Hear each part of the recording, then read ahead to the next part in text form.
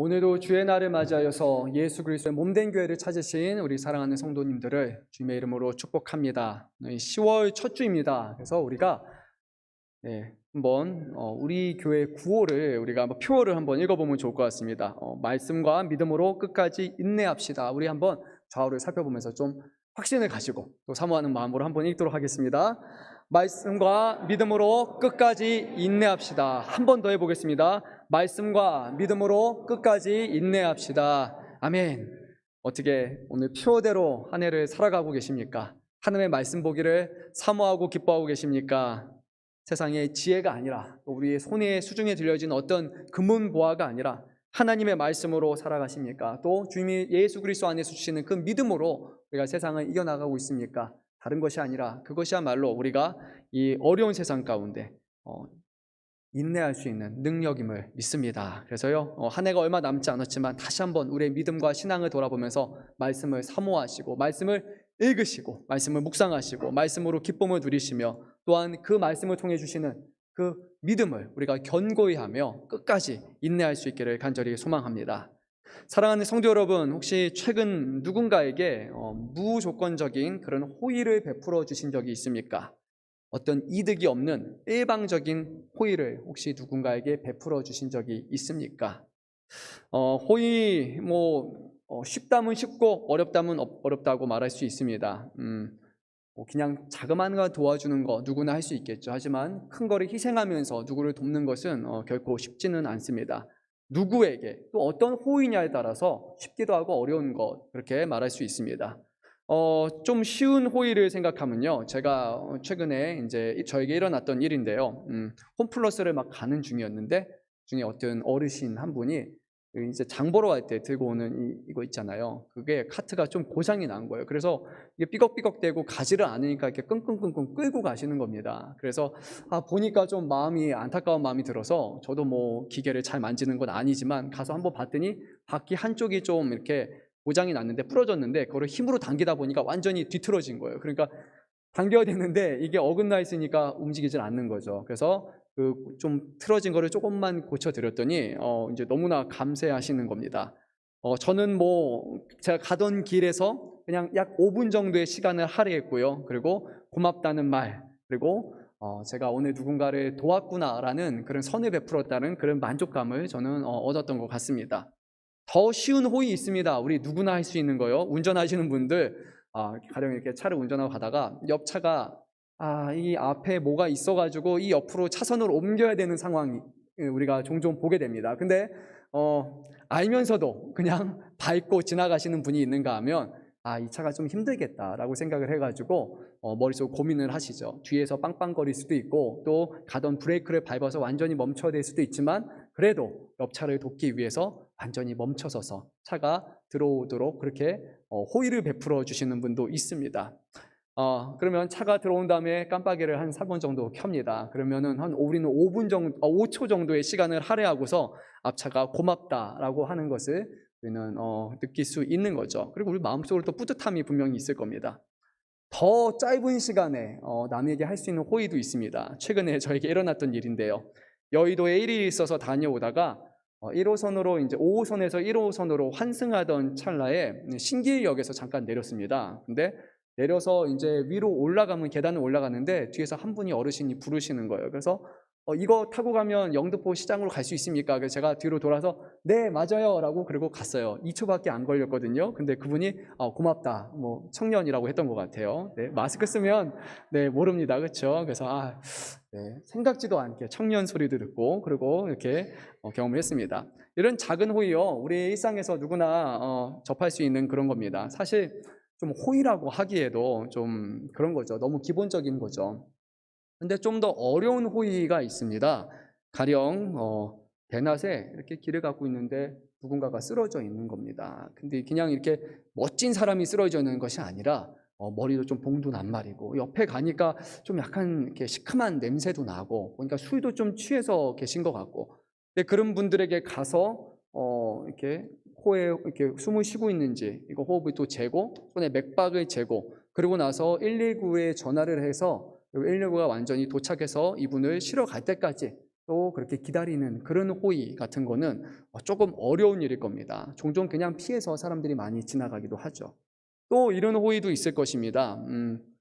일상에서 우리가 할 수 있는 건데요. 이렇게 횡단보도를 딱 건넌 순간 저쪽에서부터 어떤 어르신 한 분이 큰 수레를 쥐고 이렇게 오는 겁니다. 근데 지금 봐서는 이 시간에 절대 횡단보도를 건널 수가 없어요. 좀 욕심이 크셨는지 아주 큰 거를 이렇게 끌고 가는 거죠. 그러면 도착했는데 받고 혼자 못 가실 것 같고, 그래서 잠깐 가던 길을 돌아서서 그분 앞에 가가지고 수레를 끌어주면서 완전히 도착할 때까지, 이런 호의는 조금 우리에게 희생을 요구하는 호의이기 때문에 쉽지는 않을 겁니다. 왜냐하면요, 중간에 빨간 신호등으로 바뀌게 되고 결국 차들 멈춰 있는데 그 눈초리를 보면서 그냥 끌고 가야 되기 때문이죠.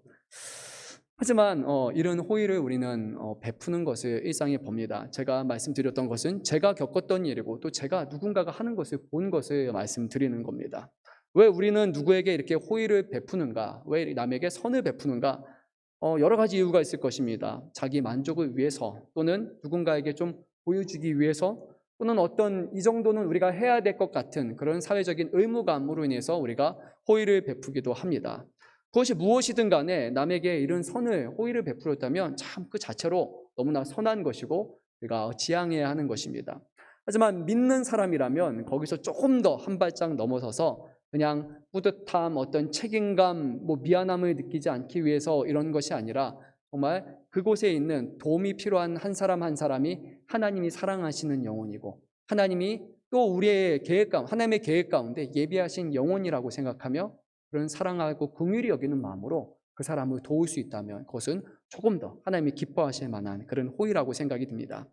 예수님께서는요, 형제에게 물 한 컵 준 것, 이것이 나에게 한 것이다 라고까지 그렇게 말씀하실 정도로요, 누군가를 돕고 그리고 섬기는 것을 참 기뻐하십니다. 그래서 우리 삶 가운데 믿는 사람으로서 때로는 많은 희생을 요구하지 않는다 할지라도 잠깐의 시간, 5분, 5초, 2초 이 정도의 시간이라 할지라도 우리가 그것을 희생해서 다른 사람들을 도울 수 있기를 바라고, 더 할 수만 있다면 더 많은 시간과 더 많은 물질을 우리가 누군가를 위해서 섬기고 희생하는 일을 사용한다면 그것은 분명히 우리 하나님이 기뻐하실 만한 일일 겁니다. 오늘 말씀은요, 아마 구약을 통틀어서 가장 훈훈하고 또 아름답다라고 느낄 만한 그런 호의를 베푼 것에 관한 말씀입니다. 그리고 그 대상은 바로 그것을 행한 사람은 우리가 잘 아는 인물인 다윗 왕입니다. 지난주에 이어서요, 이제 오늘 말씀을 살펴볼 텐데요, 다윗은 이제 오늘 9장 말씀에 보니까요, 명실상부한 이스라엘의 왕이 되었습니다. 그는 남유다, 그리고 이제 북쪽의 10개의 지파를 이제 이스라엘에 통합하여서 이제 통일 왕국을 그는 결국 이루었고요. 그리고 더 나아가서 주변 국가들을 하나하나 이제 정복해 나갔습니다. 사무엘하 8장 12절 말씀을 보면 이렇게 기록이 되어 있는데요, 아람과 모압과 암몬 자손과 블레셋 사람과 아말렉에서 얻은 것들과 소바 왕 그옵의 아들 하닷 에셀에게서 노력한 것 같이 드리니라 라고 말하면서 이 다윗 왕이 이 주변에 있는 이 많은 나라들과 그들과 겨루었고 그리고 승리를 했다고 말합니다. 블레셋은요, 특별히 어마어마한 나라였습니다. 그 블레셋은 당시에 철병거가 있었기 때문에 그 전차가 한번 전쟁에 나오면은 다 속수무책으로 도망갈 수밖에 없었습니다. 근데 다윗 왕 시대에서는 하나님이 다윗과 함께 하셔서 그 블레셋 사람들, 그들을 싸워서 이기고 그들의 성읍 하나를 탈취할 수 있도록 이렇게 해서 놀라운 은혜를 베풀어 주었죠. 또한 13절과 14절 말씀을 보면요, 다윗은 에돔 사람 무려 18,000명을 쳐서 죽이고 그들을 속국으로 삼았다라고 이렇게 말하고 있습니다. 그러니까 다윗은 왕으로서 또한 전쟁 용사로서 지금 아주 인정을 받고 있는 것을 보게 됩니다.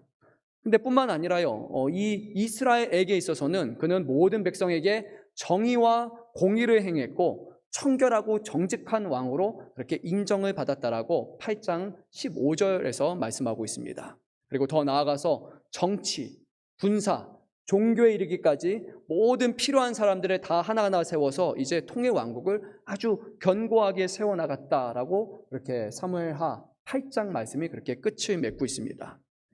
그동안 다윗은 자신의 왕위를 굳건하게 하고 이스라엘을 견고하게 세우는데 열심을 다했고요. 이제는 아주 안정권에 접어들게 되었습니다. 근데 그런 상황이 오면 우리는 좀 나태해지고 편안해질 수 있는데 그 상황에서 다윗은 이런 질문을 던졌습니다.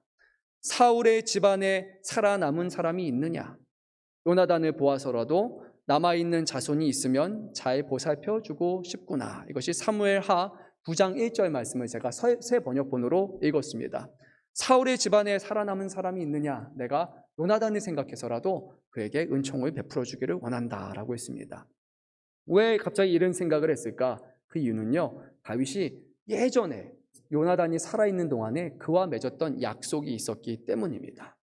근데 그 약속은요, 지금 약속의 당사자인 요나단이 이미 죽어있는 상태이기 때문에, 그리고 오직 다윗과 요나단 둘 사이에서 맺은 약속이기 때문에 다윗이 지금 그 약속을 지키지 않는다고 해도 그에게 어떤 해코지를 하거나 그를 비판하고 책망할 사람은 지금 아무도 없는 그런 상황이었습니다. 그럼에도 불구하고 다윗은 그의 이런 은총을 베풀고자 했던 것이죠. 또 한 가지 생각해 볼 것이 무엇이냐면요, 다윗은 지금 통일 왕국의 왕이었는데 요나단의 후손 중에 한 명, 또 사울 왕의 후손 중 누군가에게 은총을 베푼다라는 것은 후대 왕이 전대 왕의 후손에게 지금 은혜를 베푸는 것이고, 그것은 고대 근동의 역사를 통틀어서 모든 문헌을 다 찾아봐도 전례가 없는 그런 일이었습니다. 근데 고대 근동뿐만이 아니라 고대 사회에는 대부분의 나라를 보면요, 후대 왕이 전대 왕의 자손들을 찾는 이유는요, 도움을 주기 위함이 아니라 딱 한 가지밖에 없습니다. 찾아내서 색출해내서 그들을 죽이기 위함입니다. 완전히 씨를 멸해서 다시는 왕위가 바뀌지 않도록 하는 것 외에는 절대 전대 왕의 후손을 찾을 일이 없습니다. 근데 다윗은요, 오늘 그 목적이 아니라, 죽이기 위함이 아니라 바로 은총을 베풀기 위해서 그 사울 왕의 후손을 찾았다라고 성경은 말씀합니다. 우리 한번 1절 말씀을 한 목소리로 읽도록 하겠습니다. 다윗이 이르되 사울의 집에 아직도 남은 사람이 있느냐? 내가 요나단으로 말미암아 그 사람에게 은총을 베풀리라 하니라. 지금 다윗은 온 이스라엘이 먼저 원해서 왕으로 기름 부음을 받았고 내외적으로 인정을 받고 있는 그런 상황이었습니다. 사울의 후손을 찾아내어서 그가 취할 수 있는 이득은 전무했습니다. 전혀 없었어요. 괜히 그런 수고를 할 이유가 전혀 없었습니다. 그럼에도 불구하고 다윗은 요나단과 맺었던 그 오랜 약속을 기억하고 자신의 이득을 고려하지 않은 채 그냥 은총을 베풀어 주겠다라고 오늘 말했던 것입니다. 그러면 도대체 무엇이 다윗으로 하여금 이 약속을 지키고 이런 은총을 베풀게 하였는가? 그냥 다윗이 좋은 사람이어서, 그가 선한 사람이어서, 원래 그냥 그는 베풀기를 좋아하는 사람이었기 때문에 이렇게 했을까요? 근데 성경에 보니까 그렇지는 않은 것 같습니다. 오늘 1절 말씀을 보면요, 다윗이 사울의 집안 사람들을 찾은 이유는 바로 요나단 때문이라고 그렇게 말하고 있습니다. 내가 요나단으로 말미암아 그 사람에게 은총을 베풀리라. 그러니까요, 다윗이 뭐가 대단해서 워낙 사람들에게 오지랖을 그래서 막 사람들에게 가서 뭐 베풀어 주는 사람이 아니라 요나단 사람이라는 사람이 아주 특별해서 그가 다윗에게 보여준 무언가가 그의 마음으로 감동시켰기 때문에 지금 그를 기억하고 그를 통해서 후손들에게 은총을 베풀어 준다는 것입니다. 요나단은 이미 죽은 지 오래되었어요. 근데 다윗은 그 죽은 요나단으로 인해서 오히려 사울의 집안에 남아있는 사람이 누구든지 자기가 발견하기만 하면 은총을 베풀겠다라고 그렇게 말합니다. 그럼 과연 요나단은 다윗에게 어떤 사람이길래 다윗은 아직도 요나단을 기억하고 그 사람을 통해서 은혜를 베푸고자 했던 것일까요? 우리가 잘 아는 대로 사무엘상 그리고 하 초반 말씀을 보면 요나단은 누구의 아들이었죠? 사울 왕의 아들이었습니다. 그렇다면 이 요나단의 존재는 지금 다윗에게 위협이 되는 사람이에요. 사울 왕이 있고 사울 왕의 후계가 요나단이 있기 때문에 요나단이 살아있는 한 다윗은 왕이 되기 힘든 상황입니다. 또 반대로 보면요, 다윗은 하나님의 기름을 부은 받은 사람이었고 앞으로 왕이 될 사람이었어요. 둘 다 요나단과 다윗은 누구든지 언제든지 왕이 될 수 있는 제목이었고 그렇게 될 수 있는 사람이었단 말이에요. 서로가 서로의 존재를 부담스럽게 하고 불편하게 느낄 수 있는 그런 사람이었죠. 하지만 그런데도 놀랍게요, 이 둘은 가장 친한 친구였다고 성경은 그렇게 표현을 합니다. 그리고 그 시작은 요나단이 먼저 다윗을 사랑하고 그를 총애했고 끝까지 그를 도왔기 때문이다라고 성경은 그렇게 표현합니다. 사무엘상 20장 17절 말씀을 보면 다윗을 향한 요나단의 우정을 다음과 같이 묘사하는데요. 제가 한번 읽겠습니다. 이는 자기 생명을 사랑함 같이 그를 사랑함이었더라. 한번 다시 읽겠습니다. 이는 자기 생명을 사랑함 같이 그를 사랑함이었더라. 자, 사랑하는 성도 여러분, 잠시 눈 한번 감아볼까요? 졸지는 마시고요. 잠깐 한번 감아보시고요. 한번 머릿속으로 떠올려 볼까요? 내가 생명을 주기까지 사랑하는 대상이 있는가? 아니, 그런 친구가 있는지 한번 생각해 볼까요? 한번 머릿속으로 떠오르는 친구 이미지 있을까요? 내가 그 사람을 위해서라면 죽을 수도 있어. 그 사람을 위해서라면 모든 것을 다 포기할 수 있어. 아마 떠오르는 얼굴이 있습니까? 네, 눈 뜨셔도 됩니다. 졸지 마시고요. 자, 어떻습니까? 그런 분 한번 고개 한번 끄덕여 볼까요? 그런 친구가 있어. 네, 거의 뭐 지금 화면 멈춰 있는 것 같아요. 네, 아무도 고개 끄덕이지 않죠. 모르겠습니다. 친구가 아니라 정말 이성 친구라면, 내 애인이라면 어쩌면 그래, 연애 초기면 그럴 수 있어. 그렇죠? 여러분, 또 신혼 초기라면 그래, 내가 이 사람을 위해서라면 죽을 수도 있어. 근데 결혼한 지 10년이 지나면 죽기는 왜 죽어? 그렇죠? 이제 아마 그렇게 할 수도 있고요. 뭐 결혼한 지 20, 30년이 지났는데 내가 이 사람을 위해서 죽겠어. 그 정도는 할 수 있어라고 말하면 정말 최고입니다. 최고 대단한 겁니다. 생각보다 생명을 우리가 대신 줄 만한 그런 사람이 없을 것입니다. 가족, 어쩌면 사랑하는 자녀, 하지만 그런 친구 우리가 흔하게 찾아볼 수 없습니다. 그런데 오늘 보니까요, 성경은 그렇게 말합니다. 요나단은 다윗을 너무나 사랑하여서 그를 위해서 자신의 생명까지 내어줄 수 있었다. 그 정도의 사랑이었다라고 말합니다. 왜 요나단은 과연 다윗에게 무엇을 보았기 때문에 이렇게까지 사랑했을까요?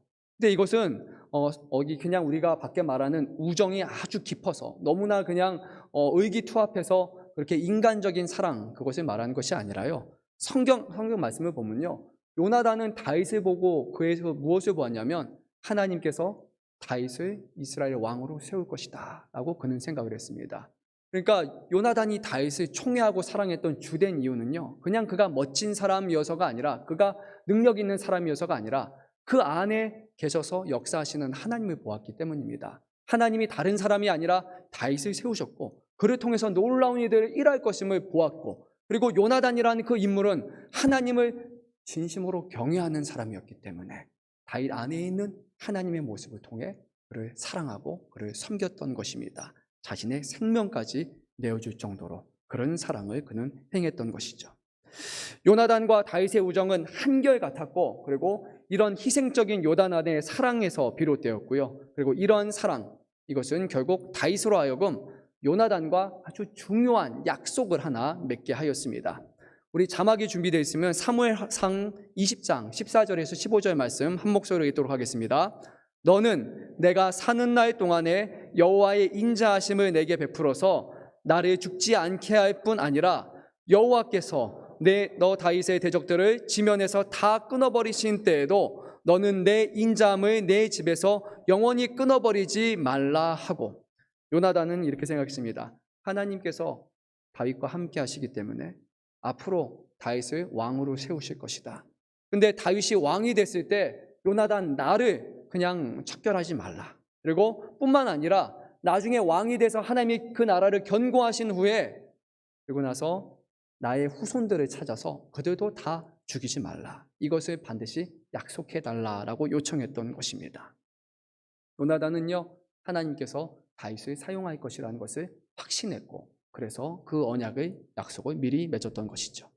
그런데 이 약속은요, 두 사람 사이에서만 존재하는 그런 약속입니다. 그리고 둘 중에 한 사람이 주었기 때문에 다윗은 이제 그것을 지켜야 될 의무가 전혀 없었습니다. 하지만 그럼에도 다윗은 여전히 요나단을 기억하였고, 그가 베풀어준 선과 그 사랑을 기억함으로 지금 오늘 말씀의 시작에서 이 약속을 이행하고자 합니다. 우리 한번 한 목소리로 2절 말씀을 읽도록 하겠습니다.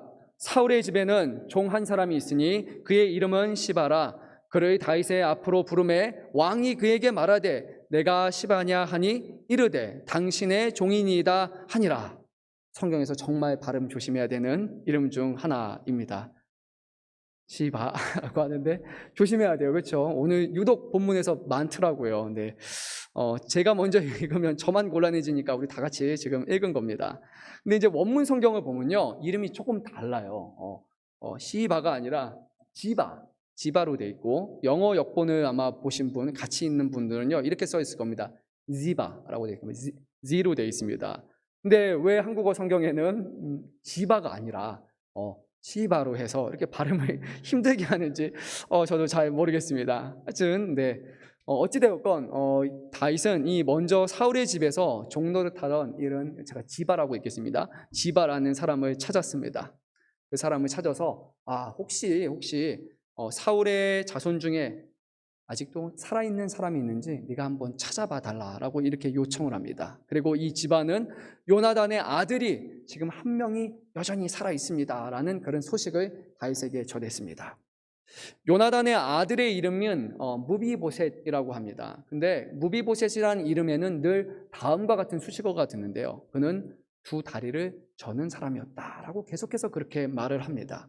사무엘 하서 4장 4절 말씀을 보면 왜 그가 두 다리를 절게 됐는지 그 연유에 대해서 설명하고 있는데요, 사울과 요나단이 전쟁에서 죽게 되었다는 소식을 접하고 나서 죽게 되었고, 그 소식을 이 유모가 접합니다. 그리고 나서 급하게 이제 도망을 가던 차에 이 무비보셋 5살 된 이 아이를 떨어뜨리고 맙니다. 그래서 그가 어릴 때부터 두 다리가 저는 사람으로 되어버렸습니다. 5살 때부터 두 다리를 절었기 때문에 그는 한평생 자기 앞가림을 할 수 없는 그런 사람이었고, 늘 누군가의 도움을 필요로 하는 사람이었습니다. 뿐만 아니라 그는 두 다리를 저는 사람이었기 때문에 다윗에게 어떤 도움도 줄 수 없는 사람이었고, 뿐만 아니라 다윗에게 어떤 위협도 가할 수 없는, 그냥 한마디로 말하면 무기력한 사람, 별로 걱정 안 해도 되는 사람, 그 사람이 바로 오늘 무비보셋이라는 사람입니다. 이제 최근에 한국 사회에서도 이렇게 몸에 신체적인 장애가 있는 분들에 대한 그런 인식이 많이 개선되고 있지만, 물론 아직도 가야 할 길은 멀다고 저는 생각이 듭니다. 그래도 고대 사회에 비해서 보면요, 지금 많은 개선이 일어난 것이죠.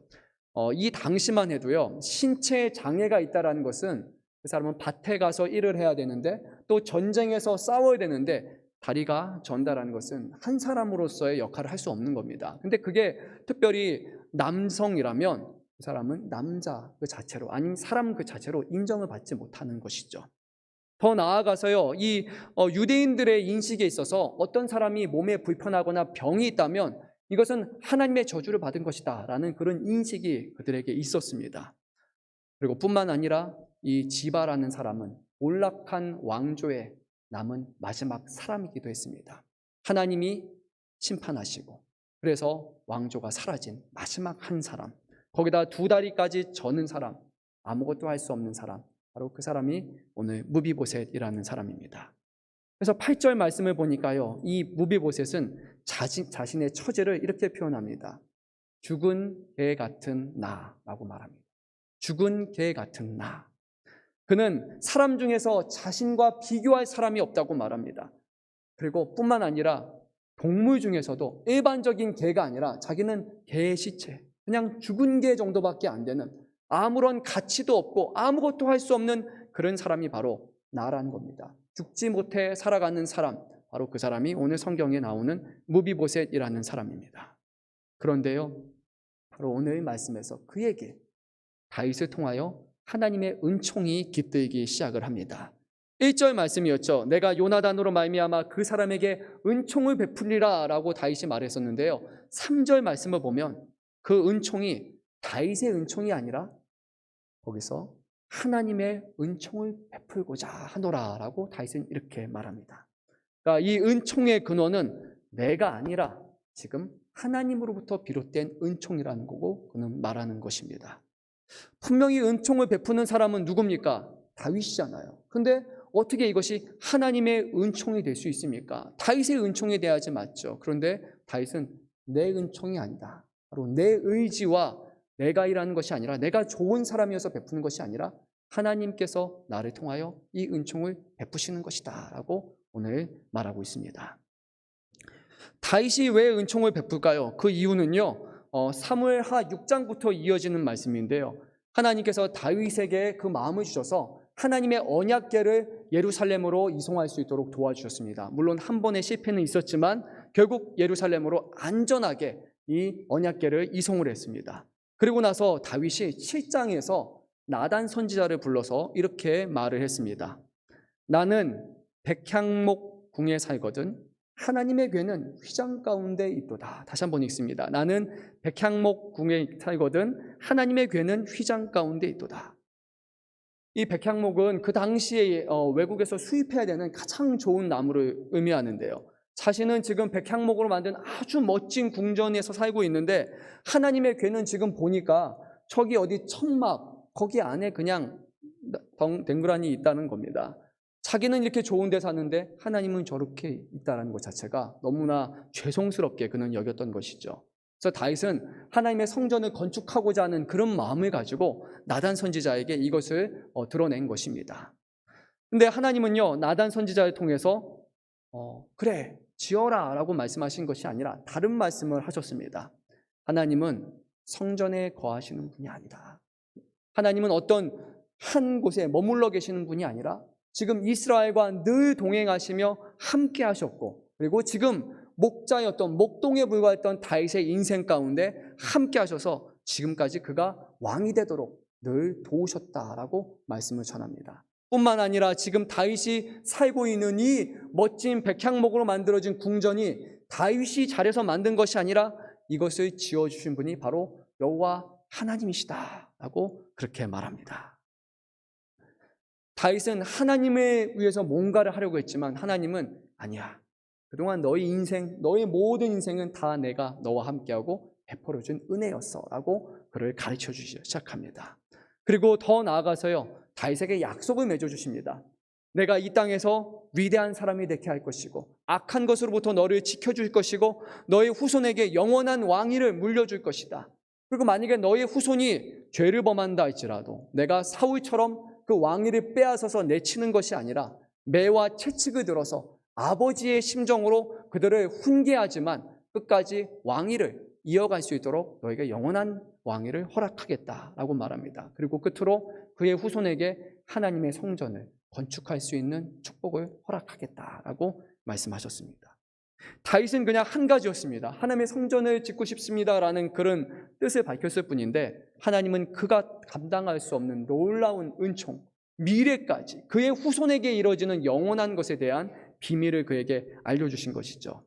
그래서 다윗은요, 이 말씀을 듣고 깊은 충격에 빠져서 다음과 같이 고백했습니다. 우리 사무엘하 7장 18절 19절 말씀을 한 목소리로 읽도록 하겠습니다. 18절 19절 말씀입니다. 다윗 왕이 여호와 앞에 들어가 앉아서 이르되 주 여호와여 나는 누구이오며 내 집은 무엇이기에 나를 여기까지 이르게 하셨나이까. 주 여호와여 주께서 이것을 오히려 적게 여기시고 또 종의 집에 있을 먼 장래일까지도 말씀하셨나이다. 주 여호와여 이것이 사람의 법이니이다. 끝에 원래 법이니이다는 법이니까로 끝나는 것이 맞습니다. 이것은 사람의 법이 불가능하다는 겁니다. 하나님께서 나와 내 집을 이렇게 사랑하셨는데 도대체 내가 뭐길래, 내 집이 뭘 그렇게 잘했길래 하나님이 이렇게 놀라운 은혜를 베풀어 주십니까? 뿐만 아니라 하나님은 그냥 은혜 베풀어 주는 것으로 끝나는 것이 아니라 나의 가문을 통해서 이루신 놀라운 미래의 약속까지도 다 계획하시고 이것을 전해 주십니까? 다윗은 너무 큰 은혜, 감당할 수 없는 그런 은혜에 이렇게 고백을 했습니다. 22절 말씀인데요. 그런즉 주 여호와여 주는 위대하시니 이는 우리 귀로 들은 대로는 주와 같은 이가 없고 주 외에는 신이 없음이니이다 라고 그렇게 고백합니다. 세상 천지에 하나님과 같은 분이 어디 있습니까? 다른 신들이 많이 있지만 어떤 신이 인간의 인생사에 이렇게 적극적으로 개입하고 참여하고 은혜를 주시는 신이 과연 어디 있습니까?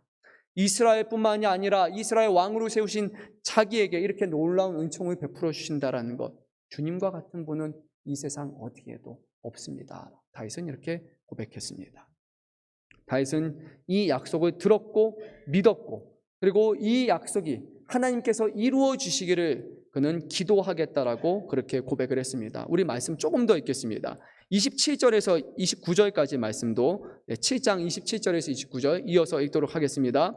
만군의 여호와 이스라엘의 하나님이여 주의 종의 귀를 여시고 이르시기를 내가 너를 위하여 집을 세우리라 하셨으므로 주의 종이 이 기도로 주께 간구할 마음이 생겼나이다.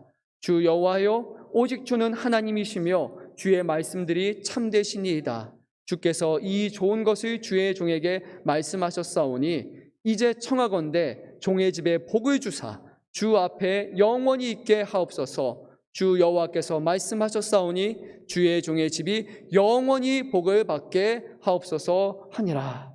다윗은 약속의 말을 들었고 약속을 믿었고 거기서 끝난 것이 아니라 이제 내가 기도하겠습니다.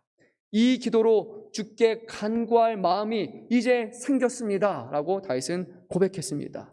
즉 다윗은 복을 달라고 하나님 앞에 기도한 것이에요. 우리는 이것을 기복이라고 부릅니다. 신앙생활을 하신 분들이라면 기복 또는 기복신앙이라는 것을 한 번씩 들어보셨을 것입니다. 기복신앙은 복을 구하는 그것을 비판적으로 가리키는 그런 용어죠. 하지만 신앙을 빼고 기복이라는 것은 바로 복을 구하는 것이고 이것은 결코 잘못된 것이 아닙니다. 여러분 이것을 잘 이해해야 됩니다. 하나님 앞에 복을 구하는 것은 잘못된 것이 아니에요. 왜냐하면 하나님은 복을 주시는 여호와 하나님이시기 때문입니다. 복을 주시는 분 앞에 잘못된 신앙이 아니에요. 오늘 다윗은요 하나님께서 복을 주시겠다고 말씀하셨기 때문에 제가 이제 기도할 마음이 생겼습니다. 제가 이제 기도하겠습니다 라고 그렇게 고백했어요. 복을 구하는 것이 잘못된 것이 아니라 문제는 기복신앙, 곧 복을 받는 것만이 참된 신앙인 것처럼 생각하는 것, 그리고 뭐가 잘 되는 그런 신앙적인 체험을 하는 것, 그것만이 하나님이 인정하시고 좋아하시는 것이다 라고 생각하는 것, 그것이 바로 잘못된 신앙이라는 겁니다. 참된 신앙은 하나님의 약속을 붙들고 그리고 하나님께서 복 주시기를 구하는 것, 하지만 하나님께서 복을 주시는 것이 아니라 때로는 우리의 눈에 보기에 우리에게 고난을 주신다 할지라도 그것을 붙들고 하나님의 임재를 믿고 하나님 앞에 흔들리지 않고 기도하는 신앙, 그것이 바로 참된 신앙인 것이죠. 기복신앙의 문제점은 우리가 살아가는 이 세상을 단순히 모든 것을 복과 연결하기 때문에 그것은 잘못된 것입니다. 모든 것이 잘 되면 하나님, 하지만 모든 것이 안 되면 뭔가 문제가 있어 라고 생각하는 것. 종종 우리의 신앙의 문제이거나 아니면 우리의 기도가 충분하지 않았거나 아니면 모든 것을 다 그렇게 연결시켜서 말하는 그것이 문제라는 겁니다. 근데 우리가 잘 아는 대로요, 때로는 우리는 원인을 알 수 없는 그런 비극을 겪거나 또 그런 불행을 우리는 경험하기도 합니다. 사업에서 실패하고 우리가 망하기도 하고 직장에서 알 수 없는 그리고 우리가 이해할 수 없는 방식으로 정말 우리가 정년퇴임 아니죠, 일찍 이렇게 내쳐지는 그런 경험도 하게 됩니다. 근데 우리가 그것을 보고 저 사람이 믿음이 부족해서 사업이 망한 거야, 저 사람이 기도가 부족해서 사업이 망한 거야 라고 그렇게 단순화해서 말한 그것은 잘못된 것이에요. 그것이 바로 기복신앙이라는 것입니다. 바른 신앙은요, 이유와 원인을 알 수 없는 고난 가운데서도 하나님은 변함없이 우리를 사랑하신다는 것을 믿는 거예요. 그리고 그 환난과 어려움 가운데서도 욥과 같이 하나님을 의지하며 원망하지 않으며 살아가는 것, 끝까지 그런 신앙으로 살아가는 것입니다. C.S. 루이스라는 사람은요, 고통의 문제라는 책에서 이렇게 고통에 대해서 다음과 같이 말했습니다. 고통은 고집스럽게 우리의 주목을 요구합니다. 하나님은 쾌락 속에서 우리에게 속삭이시고 양심 속에서 우리에게 말씀하시고 고통 속에서 소리치십니다. 고통은 귀먹은 세상을 불러 깨우는 하나님의 메가폰입니다 하고 그렇게 전했습니다.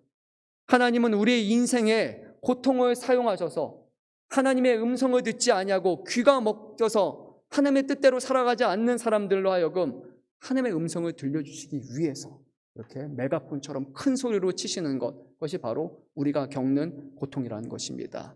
그 고통을 사용하셔서 우리가 하나님을 보고 바라볼 수 있도록 도우신다는 거예요. 고통 자체가 저주이거나 고통 자체가 엄청난 문제가 있거나 그것이 아니라 고통은 하나님이 우리를 살리시는 방편이고 우리로 하여금 하나님의 은혜 가운데 돌아오게 하시는 그런 하나님의 수단이라는 거예요. 고통 자체가 잘못된 것이 아니라 문제는 고통 가운데서도 하나님을 바라보지 않는 것이 문제예요. 하나님이 메가폰을 들고서 제발 돌아오라. 이제는 멈춰서야 될 때다. 이제는 나에게 돌아오라라고 말씀하시지만 여전히 그 음성을 듣지 못하고 세상의 소리에 빠져서 하나님의 음성을 잡음처럼 듣는 그것이 더 큰 문제라는 것입니다. 기복신앙만큼 무서운 것이요, 바로 복을 주시는 하나님을 인정하지 않는 것이에요. 하나님께 구하지 않는 것, 이거 정말 위험한 신앙입니다. 하나님을 인정하지 않는 거예요. 살아계신 하나님이 우리의 인생에 개입하시고 구하는 대로 응답하실 것이라는, 우리의 필요를 채워주실 것이라는 것을 전혀 인정하지 않는 신앙, 이것은 기복신앙보다 더 위험한 신앙이에요. 하나님 앞에 구하고 있습니까? 구하지 않고 있습니까? 복 주시는 여호와 하나님을 믿으십니까? 믿지 않으십니까? 하나님은 아무것도 응답하지 않으셔. 내가 열심히 나가서 일하면 되는 거야. 모든 것은 내 열심과 내 수고로 되는 거야. 하나님께 구할 필요 없어. 그렇게 말하는 사람은요, 가장 잘못된 신앙을 갖고 있는 거예요. 하나님을 하나님으로 인정하지 않는 사람이에요. 하나님보다 내가 앞서는 사람이에요. 그것은 가장 심각한 부류의 신앙입니다. 오늘 우리는 어떤 신앙을 갖고 있습니까? 기복신앙으로 치우치는 것은 잘못됐지만요, 우리가 마땅히 구해야 할 것을 구하지 않는 것, 하나님을 의지하고 하나님을 신뢰하며 부르짖지 않는 것, 하나님 앞에 눈물을 보이며 우리의 연약함을 고백하지 않는 것, 고통 가운데 우리에게 말씀하시는 하나님의 음성에 귀를 기울이지 않는 것, 혹시 그런 신앙으로 살아가고 계신다면요, 지금 돌아가야 될 때예요. 더 늦기 전에 하나님의 메가폰 소리에 깜짝 놀라서 하나님을 구해야 할 때라는 것입니다. 다윗은요, 그 높은 자리에 있다가, 왕의 사위의 자리에 있다가, 이스라엘 가장 최고의 장군의 위치에 있다가 모든 것을 한순간에 잃었던 사람이었습니다. 다윗은 상실을 경험했던 사람이었어요. 그리고 나서요, 이제 그 상실을 변화시켜서 하나님의 은총으로 채워주시는 그런 놀라운 은혜를 그런 경험하게 되었어요. 다윗은요, 상실과 고통을 아는 사람이었기 때문에, 그리고 하나님께서 은총을 베풀어 주시는 것으로 말미암아 이제 다른 사람들의 상실과 다른 사람들의 고통을 바라보기 시작했어요. 그리고 그의 시선이 닿는 곳은 바로 요나단의 아들 무비보셋이라는 사람이었습니다. 왕의 가문이었지만 이제는 철저히 버림받아서 두 다리가 절름거리면서 죽은 개와 같다고 말하며 자신의 인생을 한탄하며 깊은 상심과 고통 가운데 살아가던 그 사람을 다윗이 은총을 베풀어 줄 수 있었던 이유는 다윗이 그 상실과 고통을 경험했기 때문이에요. 사랑하는 성도 여러분, 우리에게 닥치는 수많은 환난은요, 우리로 하여금 우리의 시선을 나에게서 이제는 세상을 향할 수 있도록 도우시는 은혜의 방편이라는 겁니다. 고통당해보지 않은 사람이 남의 고통을 어떻게 알 수 있습니까? 절망해보지 않은 사람이 다른 사람의 절망을 어떻게 이해할 수 있습니까? 내가 부르짖으며 눈물 흘리면서 하나님 앞에 간구하지 않았던 사람이 다른 사람이 간구하고 부르짖는 소리를 어떻게 이해할 수 있겠습니까? 하나님은요, 때로는 우리에게 이해할 수 없고 왜 그런지 알 수 없지만 우리에게 고통을 겪게 하시고 그것을 통해서 우리의 마음과 믿음의 지경을 훨씬 넓어지게 하신다는 겁니다. 고통을 고통으로 끝나는 것이 아니라 고통 가운데 하나님의 마음을 깨닫기를 원하고 고통 중에서 우리의 믿음이 더욱더 굳건해지기를 간절히 소망합니다. 오늘 말씀 6절 말씀을 보니까요, 무비보셋이라는 사람은 이제 다윗이 불러서 오긴 왔는데 다윗이 보니까 너무 놀래가지고 납작 엎드렸습니다. 죽은 목숨이라고 그는 생각했어요. 아, 드디어 나를 척결하기 위해서 나를 찾았구나. 그때 다윗은 무비보셋이 이렇게 말합니다. 무서워하지 말라. 내가 반드시 내 아버지 요나단으로 말미암아 내게 은총을 베풀리라 라고 말하며 안심시켰습니다. 만약에 여러분이 무비보셋이라고 생각해 보십시오. 죽었다라고 생각했던 그 자리에서 걱정하지 마라, 너에게 은총을 베풀겠다라고 할 때 얼마나 큰 기쁨과 감동이 있었겠습니까? 근데 그 은총은 그냥 주머니에 있는 돈 조금 꺼내가지고 주는 옛다 이런 것이 아니었습니다. 다윗은 두 가지를 약속했습니다. 첫째, 그 전에 왕이었던 사울에게 속한 모든 밭을 다 찾아서 너에게 다 주겠다. 둘째, 너는 항상 내가 먹는 왕의 상에서 나의 왕자들과 함께 너는 식사를 할 것이다 하고 그렇게 말했습니다. 아무것도 할 수 없었던 절름발이와 같은 그의 인생에 그가 전혀 기대조차 할 수 없었던 놀라운 은총이 있던 것입니다. 전대 왕의 모든 소유를 상속받았고 왕자들과 함께 왕의 식탁에서 식사할 수 있게 된 것이죠. 무엇이 다윗으로 말미암아 이렇게 놀라운 은총을 무비보셋에게 베풀어 줄 수 있게 했습니까? 무엇이 이것을 가능케 했습니까? 하나님으로부터 비롯된 그 사랑이, 하나님께서 예비하신 요나단이라는 사람의 마음에 기이한 사랑을 경험케 하시고 이후에 하나님께서 내가 너와 함께하겠다는 그 약속을 통해서 이제 그의 마음에 놀라운 은총을 경험했고 이제는 그 은총을 다른 사람들에게 베풀 수 있는 사람이 된 것입니다. 하나님은요, 사람 한 사람을 사용하셔서 다른 사람들에게 하나님의 긍휼과 하나님의 은혜를, 하나님의 놀라운 은총을 깨닫게 하십니다. 하나님이 일하십니다라고 말하면서 그냥 바라만 보는 사람이 아니라 하나님은요, 우리를 통해서 일하신다는 것을 기억해야 돼요. 하나님 앞에 우리는 도울 수 있는 사람 되기를, 요나단과 같은 사람이 되어서 다윗이라는 사람으로 하여금 다른 사람들의 아픔을 돌아보고 그리고 살릴 수 있는 사람이 될 수 있도록 우리는 구하는 신앙을 가져야 하는 겁니다. 도움이 필요한 사람이 옆에 있는데 그 옆을 피해서 도망가는 그런 사람이 아니라 선한 사마리아인과 같이 그에게 긍휼히 여겨서 다가가서 상처를 싸매주고 돈을 맡겨주며 이 사람을 돌봐달라고 할 수 있는 그런 선한 마음을 갖는 것, 그것이 믿음의 사람의 모습일 것입니다. 사랑하는 성도 여러분, 여러분 안에 이런 다윗이 겪었던 그런 하나님의 은총이 깃들여 있습니까? 하나님의 주시는 은혜를 경험하셨습니까? 하나님의 사랑이 너무나 놀라워서 이제는 내가 다른 사람들의 상처를 돌보고 다른 사람들의 연약함을 돌보고 그 사람들을 세워주고자 하는 그런 열망이 우리 안에 지금 있습니까? 지금 우리의 삶 가운데 하나님의 음성이 선명하게 들려지고 있습니까? 아니면 하나님은 지금도 우리를 향해서 고통으로 메가폰처럼 불어대고 계시는데 우리는 여전히 하나님의 음성에 귀 기울이지 않은 채 그냥 모르며 살아가고 있지는 않습니까? 하나님께서 얼마나 크게 우리에게 말씀하셔야 비로소 우리는 하나님께 시선을 향하겠습니까?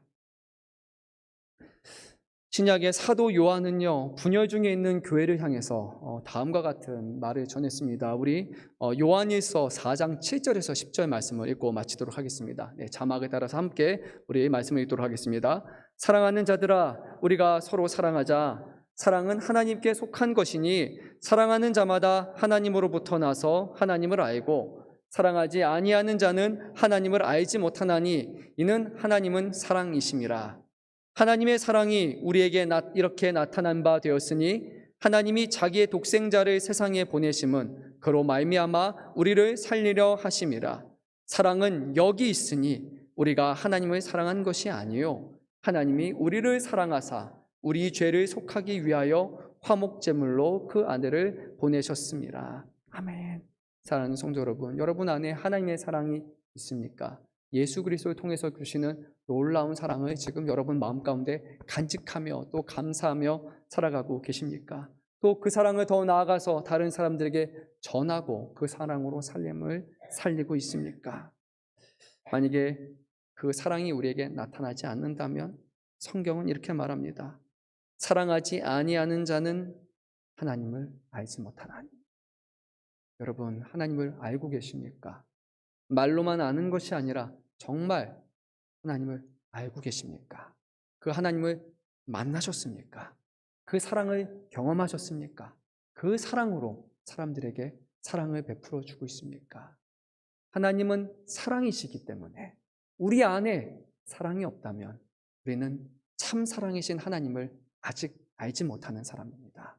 정말 하나님을 안다면, 그분의 사랑을 맛보았다면 그 사랑의 크기가 너무나 커서 다윗처럼 하나님, 제가 무엇이길래, 하나님, 제 가족이 무엇이길래 그에게 이렇게 말도 안 되는 놀라운 은혜와 사랑을 먼저 값없이 베풀어 주십니까? 우리는 그렇게 고백할 수밖에 없다는 것이죠. 그 사랑을 아는 사람은 그 사랑을 다른 사람에게 전할 수 있는 것입니다. 저는요, 오늘 이 말씀을 묵상하면서 이 절름발이로 혼자 살아남아서 이제는 죽은 개 같은 인생이라고 말했던 이 무비보셋의 모습에서 제 자신의 모습을 발견했습니다. 그는 처음에 왕의 후손으로 시작을 했어요. 그런데 모든 것을 잃어버린 사람이었습니다. 한 사람의 제대로 된 구실을 할 수 없는 그런 사람이 바로 무비보셋. 누군가가 와서 세워주고 먹여주고 입혀주고 제보해줘야지만 살아갈 수 있는 그런 사람이 바로 이 무비보셋이라는 사람이었어요. 하루하루 죽음을 향해서 달려가는, 이미 죽었다라고 말하는 그런 사람이 바로 이 무비보셋이라는 사람이었어요. 예수 믿기 전에 저의 모습이 어땠습니까? 하나님의 형상과 모양으로 창조되었고 하나님을 아는 사람, 하나님을 경외하는 사람으로 이미 창조되었지만 세상의 죄를 사랑하고 죄 가운데 사랑하여서 이제는 하나님을 볼 수도 없고 하나님의 자녀된 권세를 잃어버린 채 절뚝절뚝거리면서 그냥 하루하루 지옥을 향해, 죽음을 향해 살아가던 사람이 바로 저는 사람이었습니다. 죄로 인해서 선한 능력을 행할 수 있는 그런 모든 것도 다 상실한 채 누군가가 와서 거들어 주어야지만 간신히 살아갈 수 있는 사람이 바로 저라는 사람이었죠. 그런데 하나님께서 저 같은 사람, 무비보셋보다 못한 저라는 사람에게 예수 그리스도라고 말하는 귀한 분을 보내주셔서 하나님의 은총을 깨닫게 하셨고 내가 한 것은 없지만 나에게 하나님의 자녀가 되는 권세를 베풀어 주시며 하루하루 삶 가운데 하나님의 목전에서 하나님을 기쁘시게 하는 사람으로 살게 하여 주신 것을 저는 믿고 감사드립니다. 사랑하는 성도 여러분, 이것이 무비보셋에게 보여준 모습이 바로 저와 우리 모두의 모습인 줄로 믿으시기 바랍니다. 아무것도 할 수 없는 죽은 우리들에게 하나님은 생명을 주셨고 왕의 자리에 왕자와 같이 모든 것을 누릴 수 있는 사람이 되게 하여 주셨습니다. 이것은 우리의 선함과 우리의 순종으로 된 것이 아니라 가만히 있는 자에게 오직 베풀어 주시는 하나님의 놀라우신 은총으로 말미암아 모든 것이 우리 안에 이루어졌습니다. 다만 우리는 감사하고 그것을 아는 사람으로서 이제 다른 사람들에게 사랑을 전하는 것, 그것이 우리가 할 수 있는 최선이 아닐까 생각해 봅니다. 우리를 사랑으로 회복시켜 주셔서 자녀 삼으신 그 사랑을 깨닫게 하신 하나님을 감사하시기를 바랍니다. 그리고요, 우리가 서로를 바라볼 때 서로를 인간으로, 인격적으로 사람으로만 바라보고 그런 우정과 그런 사랑을 하는 것이 아니라 요나단이 다윗 안에 계신 하나님과 그를 사용하시는 그 하나님을 바라봤던 것처럼 우리의 시선이 서로 안에 계시는 하나님과 우리 한 사람 한 사람을 통해서 놀랍고 기이한 일들을 이루실 그 모습을 바라보면서 사랑하고 생명까지 아낌없이 사랑하는 그런 아름다운 사랑의 공동체를 이뤄나갈 수 있기를 간절히 소망합니다.